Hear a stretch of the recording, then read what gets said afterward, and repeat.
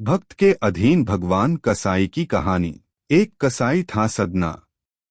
वह बहुत ईमानदार था।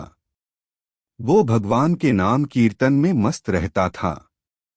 यहाँ तक कि मांस को काटते बेचते हुए भी वह भगवान नाम गुनगुनाता रहता था।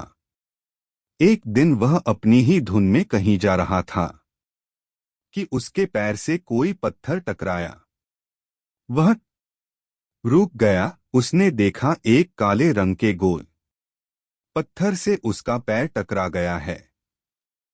उसने वह पत्थर उठा लिया व जेब में रख लिया, यह सोच कर कि यह मांस तोलने के काम आएगा।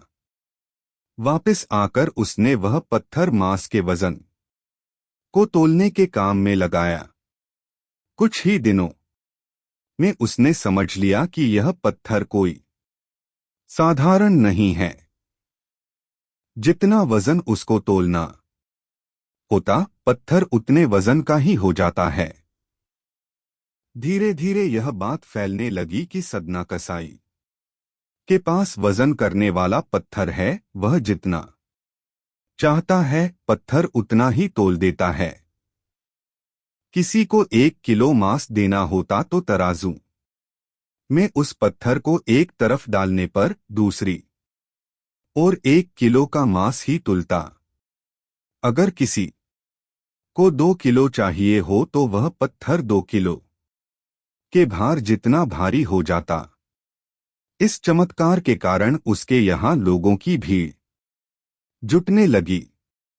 भीड़ जुटने के साथ ही सदना की दुकान की बिक्री बढ़ गई। बात एक शुद्ध ब्राह्मण तक भी पहुंची।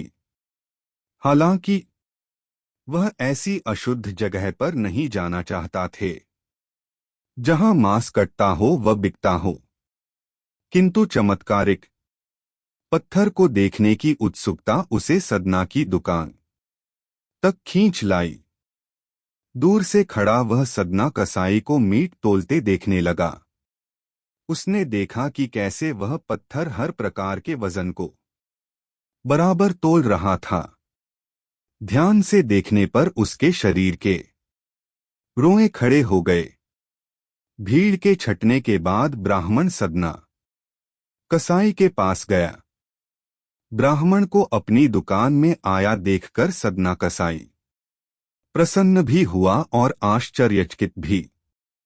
बड़ी नम्रता से सदना ने ब्राह्मण को बैठने के लिए स्थान दिया और पूछा कि वह उनकी क्या सेवा कर सकता है।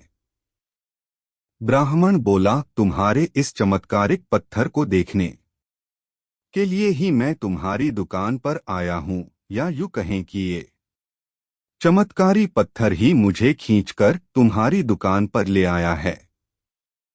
बातों ही बातों में उन्होंने सदना कसाई को बताया कि जिसे पत्थर समझकर वो मांस तोल रहा है, वास्तव में वो शालिग्राम जी हैं, जो कि भगवान का स्वरूप होता है। शालिग्राम जी को इस तरह गलेक्टे मांस के बीच में रखना व उनसे मांस तोलना बहुत बड़ा पाप है। सदना बड़ी ही सरल प्रकृति का भक्त था। ब्राह्मण की बात सुनकर उसे लगा कि अनजाने में मैं तो बहुत पाप कर रहा हूं। अनुनय विनय करके सदना ने वह शालिग्राम उन ब्राह्मण को दे दिया और कहा कि आप तो ब्राह्मण हैं, अत आप ही इनकी सेवा परिचर्या करके इन्हें प्रसन्न करें। मेरे योग्य कुछ सेवा हो तो मुझे अवश्य बताएं।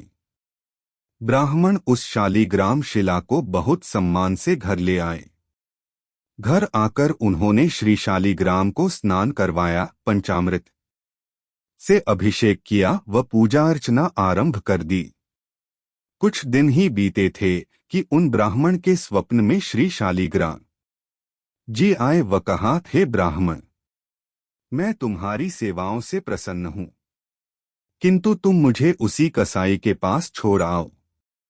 स्वप्न में ही ब्राह्मण ने कारण पूछा तो उत्तर मिला कि तुम मेरी अर्चना पूजा करते हो, मुझे अच्छा लगता है, परंतु जो भक्त मेरे नाम का गुणगान कीर्तन करते रहते हैं, उनको मैं अपने आप को भी बेच देता हूँ।